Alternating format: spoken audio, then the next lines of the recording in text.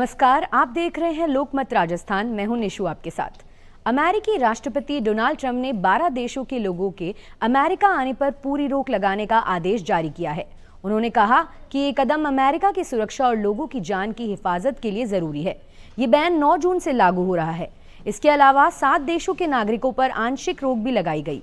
ये इमिग्रेशन और non immigration देशों के दोनों तरह के वीजा पर लागू होगी।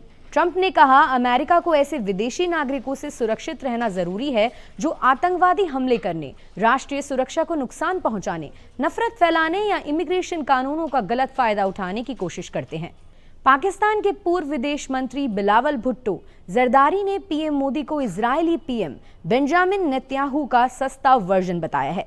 संयुक्त राष्ट्र में बुधवार को एक प्रेस कॉन्फ्रेंस के दौरान भुट्टो ने कहा, मोदी खुद को इजरायली पीएम जैसा बनाने की कोशिश कर रहे हैं, लेकिन वो उनके आसपास भी नहीं है। हम भारत सरकार से अपील करते हैं कि वो खराब उदाहरणों से प्रेरित ना हो। भारत ने बिलावल के बयान की कड़ी निंदा की है। विदेश मंत्रालय ने कहा कि पाकिस्तान नए निचले स्तर पर पहुंच गया है।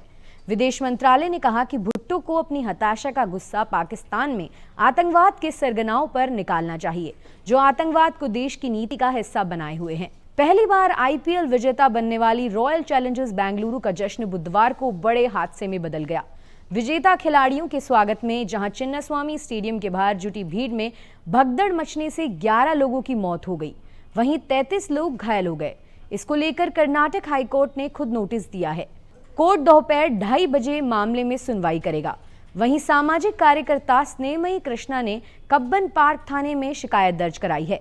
शिकायत में CM Siddaramaiah, deputy CM DK Shivakumar और कर्नाटक क्रिकेट बोर्ड पर लापरवाही का आरोप लगाया है।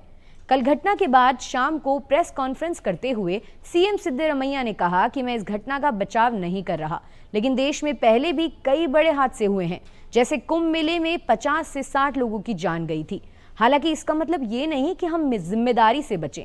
वहीं भाजपा ने उनके इस्तीफे की मांग की है। एमएनएस नेता राज ठाकरे ने महाराष्ट्र सरकार से अपील करते हुए कहा, वो लिखित आदेश जारी करें कि पहली कक्षा से बच्चों को सिर्फ मराठी और इंग्लिश पढ़ाई जाएगी, हिंदी को अनिवार्य नहीं किया जाएगा।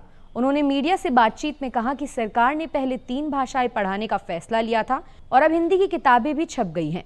अगर सरकार अब फिर से हिंदी को जरूरी मानती है तो एमएनएस आंदोलन करेगी। महाराष्ट्र में 16 अप्रैल को राष्ट्रीय शिक्षा नीति 2020 को लागू करने का फैसला लिया गया था। इसके तहत राज्य के मराठी और अंग्रेजी माध्यम स्कूलों में 1ली से 5वीं कक्षा के छात्रों के लिए हिंदी को अनिवार्य तीसरी भाषा बनाया गया था। हालांकि राज्य में कई संगठन और राजनीतिक दलों ने हिंदी को अनिवार्य करने का विरोध किया।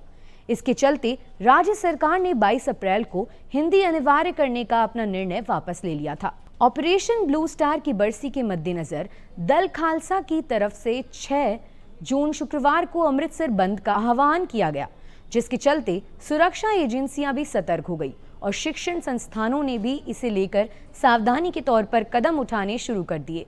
गुरु नानक देव यूनिवर्सिटी ने अपने सभी कॉलेजों में 6 जून को होने वाली परीक्षाओं को स्थगित कर दिया है। गुरु नानक देव यूनिवर्सिटी की तरफ से जारी आदेशों के अनुसार 6 जून को होने वाली सभी वार्षिक और सेमेस्टर परीक्षाओं को प्रबंधकीय कारणों के चलते स्थगित किया गया है। वहीं पुलिस सुरक्षा के मद्देनजर लगातार फ्लैग मार्च निकल रही है। पुलिस ने बीती शाम भी अमृतसर में गोल्डन टेम्पल के आसपास के एरिया में फ्लैग मार्च निकाला। राष्ट्रीय जांच एजेंसी गुरुवार को शोपियां जिले सहित दक्षिण कश्मीर में 32 स्थानों पर छापेमारी कर रही है। आतंकवाद से संबंधित मामलों में छापेमारी की गई। इसके अंतर्गत शोपियां जिले के रेबिन में बिलाल अहमद डार के घर पर, नीलदूरा शोपियों में जहांगीर अहमद भट्ट के घर पर और चाकू शोपियों में बिलाल अहमद भट्ट के घर पर छापेमारी की गई। विशेष रूप से पहलगाम आतंकी हमले की भी एनआईए द्वारा जांच की जा रही है। अधिकारियों ने बताया कि शोपियों के अलावा पुलवामा, कुलगाम, बारामूला और कुपवाड़ा जिलों में छापेमारी की गई है। लश्कर, जैश, हिजबुल और टीआरएफ के ओवरग्राउंड वर्करों के ठिकानों पर यह छापेमारी चल रही है। देश में कोरोना के मरीजों की संख्या लगातार बढ़ रही है। सरकारी आंकड़ों के मुताबिक गुरुवार सुबह 8 बजे तक देश के 4 राज्यों से कोरोना के 100 से ज्यादा नए मामले सामने आए। केरल में सबसे ज्यादा 114, इसके बाद कर्नाटक में 112, पश्चिम बंगाल में 106 और दिल्ली में 105 मामले सामने आए। इस तरह देश में एक्टिव केसेस की संख्या 4866 हो गई है। इस बीच केंद्र सरकार गुरुवार को देश भर में मॉक ड्रिल करेगी। केंद्रीय स्वास्थ्य मंत्रालय राज्यों के अस्पतालों में कोरोना से जुड़ी तैयारियों की जांच करेगा। Directorate general of health services की director general doctor Sunita Sharma ने कई बैठकों के बाद मॉक ड्रिल कराने का फैसला किया है। देश के पूर्वोत्तर राज्यों में लगातार बारिश से बाढ़ और लैंडस्लाइड की स्थिति में कोई सुधार नहीं है। असम में बुधवार को बाढ़ में 2 और लोगों की मौत हो गई। इसके साथ ही 24 मई को मानसून आने के बाद से राज्य में अब तक 19 लोगों की जान गई है। 21 जिलों में 6.8 लाख लोग बाढ़ से प्रभावित हैं। अरुणाचल प्रदेश में अब तक 12 लोगों की जान गई है, जबकि 2 लोग लापता हैं। उनकी तलाश के लिए सर्च ऑपरेशन जारी है। पिछले 11 दिनों में पूर्वोत्तर राज्यों में कुल 49 लोगों की जान जा चुकी है।